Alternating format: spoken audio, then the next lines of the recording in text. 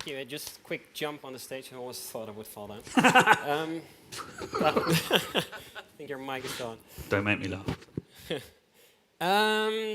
Yeah, so thank you for having me. When I got the invitation, my first response was, really, do you really want me to be on your stage and talk about the subject that I'm going to talk about? Because it's not, it doesn't start as a pretty story. It will get better in the end, so please bear with me. It will get better, but the starting point is not really good. If you take a look at the subject, taking back control of the digital landscape through programmatic, that means that we are out of control. There's something missing. We have something that we used to have, and we've lost it. And I think that it is about the fact that we have some challenges right now with digital marketing. And I think it boils down to 3 different subjects. It's a bit hard to read, I see, but the first thing is about savings. When it comes to clients, the first question we always get, when it comes to programmatic, when it comes to digital, is how much budget are you going to save me? What's the lowest CPM price that you can give me? The second thing is efficiency and transparency is okay, if you're going to do my business, how much are you going to earn on it? And the last one, and I think it ties in with a lot of things that you heard from either Salesforce or from other people, is being spot on and making sure that what we do is accurate. And I think that this is the combination of these 3 are the challenges that we have within the digital landscape right now that aren't always done in the correct way. So I think we need to do better. We need to do better as agencies, need to do better as tech partners, need to be better as publishers. We have made some errors, and I think it was made really clearly during the Anna papers. I'm not sure if everyone is aware of those. It's a big no-no to talk about on stages. But that really showed, for instance, on the transparency part, how much money was being put into different stages that wasn't being used for actual media buying. As Dan talked about, trust is really important. So what makes me being on this stage someone you should trust on these subjects? I work in Amsterdam for Carrot, and we call it the CUE. What we do within the CUE is we've got right now 5 big global partners where we do all digital marketing for them on a global level. And the first thing we did was sat down with those clients and said, okay, these are the challenges that we see. We're going to fix them for you. And I'm going to talk about the things that we have done to solve these issues. And everything that I'm going to show you is not something that we're planning to do or something that could be done. This is actually done, and this is live, and this is what we are doing right now. So let's start with transparency, the hottest topic and the most painful topic. This is a model from Ubiquity, and I'm not sure if everyone is aware of this one, but it shows what happens with each and every dollar that's invested into digital media. So the first step, let's say you get $1. The first step that happens is the agency of record takes out a little bit of fee for planning, right? Makes sense. We're an agency. We need to make money. We do stuff. We've got FTE, so we need to take a little bit of money out. So the next step is the agency trading desk. Well, you got people. They've got technology. They've got costs, so we take some money out. Then we got the demand-side platform, the DSP, so the actual technology that does the work.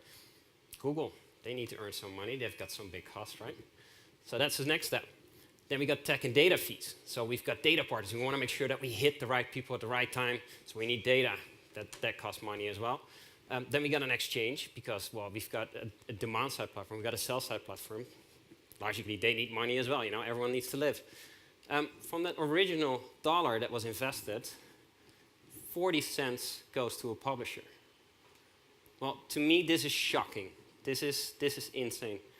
The fact that 60% of your media budget is taken out and just leaves the chain up until the moment where it actually matters, as in the actual impression that we buy, we need to do better. Because next to that, when we talk to the publisher side, we don't have to be so sad because then we've got this other stuff. We've got non-human data, we've got fraud, we've got non-viewable impressions. We've got all this stuff that makes our 40 cents that we actually invest even less valuable. So what we say is let's take back control of the supply chain. Let's optimize this process. So the first thing we did was say, guys, what we're going to do is starting point, we're going to make the whole chain transparent for you. We're going to show you exactly, because what I showed just now is just an estimation. It could be that it's 50 cents, but it could even be less. It could be 20%. We don't know because no one shows it. No one shows these numbers.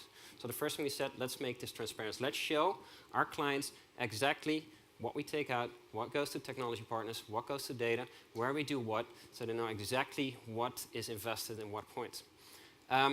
The problem is we have just so much that we can control, right? So we've got Google. I have no clue how much Google makes. I have no clue how much Google actually invests in their publishers, how much is left at the Google office instead of actually being published or actually given to publishers. So what we said is, okay, let's try to cut out as much of the technology partners as possible and get our own full supply chain. That way we can show you from A to B to Z to everything on what goes out where.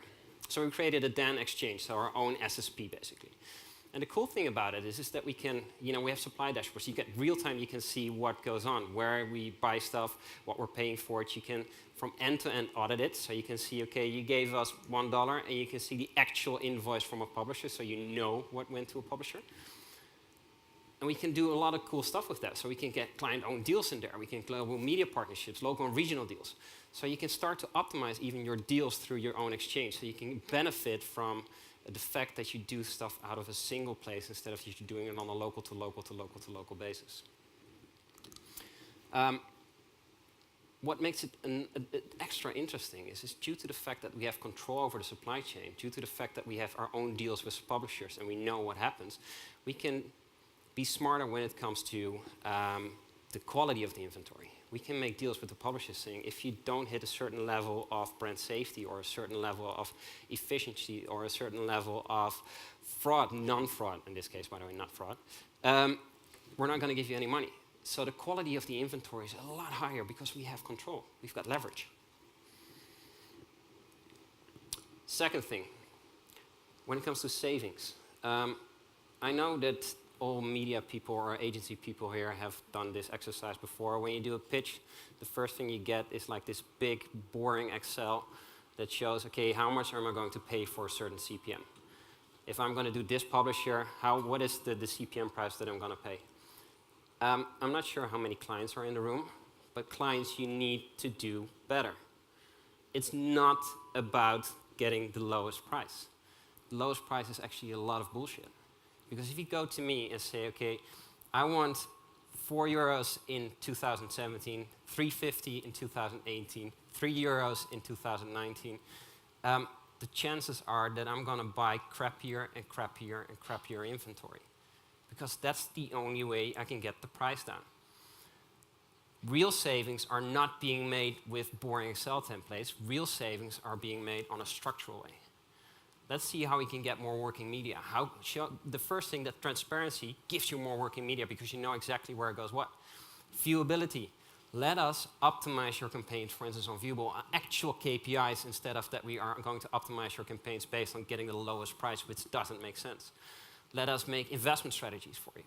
Let us look at, how can we combine social with programmatic? How can we combine search with programmatic? How can we make sure that we get the full visibility of the online campaigns and make sure that we do the right thing for you instead of just getting the cheapest price?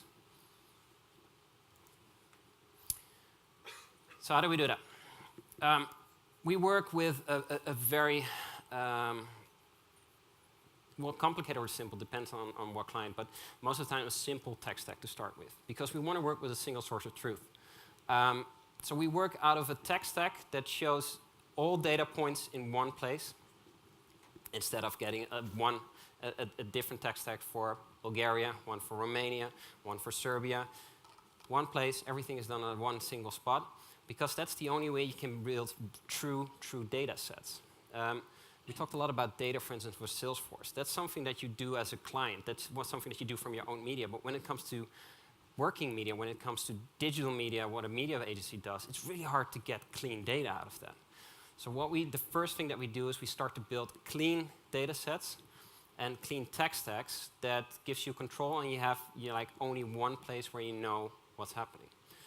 And then we can start to connect more technology to that. So we can get Google Analytics in there, we can get Salesforce, get a data management platform, media buys, But transparency and a single source of truth is also is not something that's always really easy, because when you look at the numbers out of Google Campaign Manager, for instance, a normal typical client has no clue what they're looking at.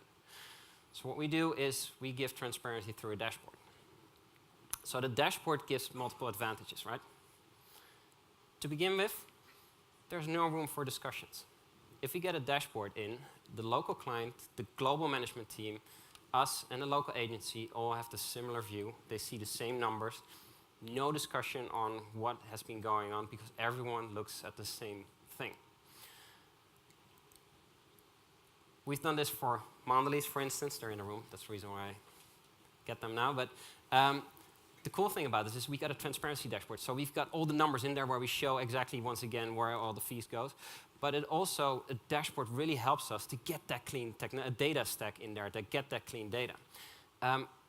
When it comes to clean data, what you should always remember is that it's humans who are at the buttons, humans who do the actual work.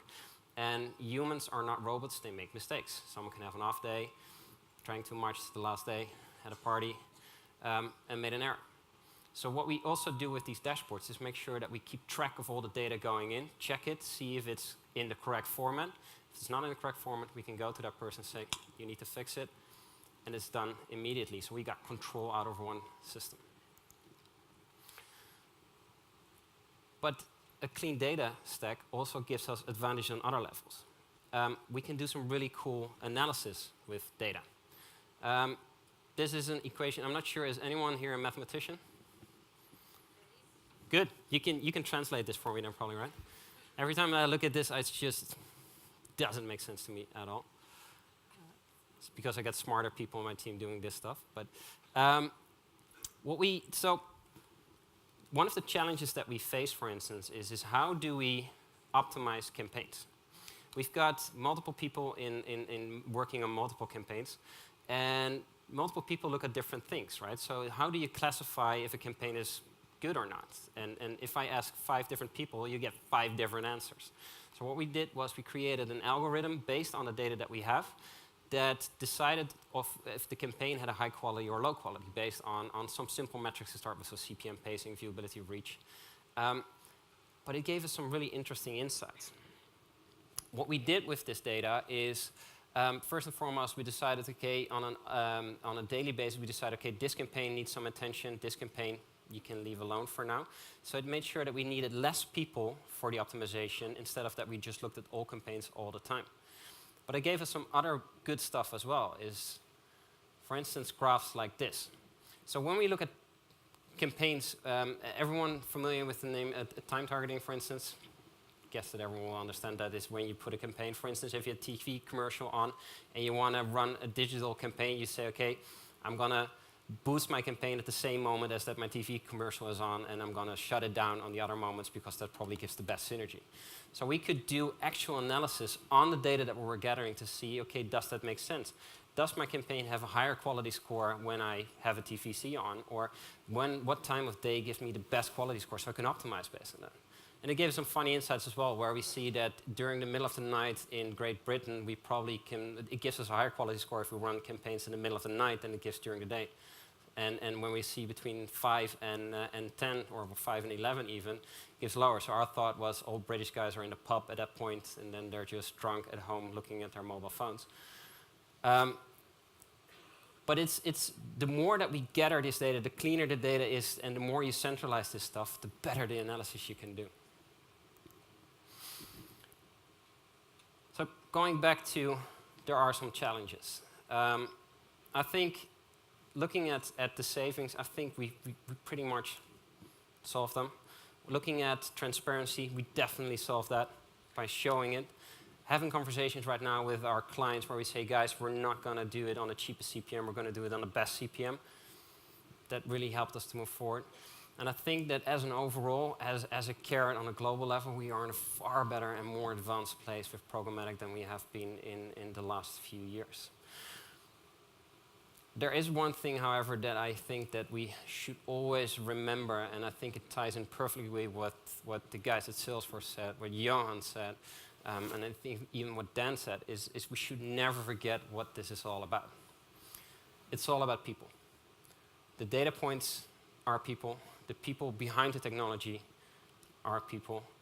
And we need to make sure that any discussion that we have is always on a people-to-people-to-people basis, instead of that we think of just numbers and data points. Thank you very much.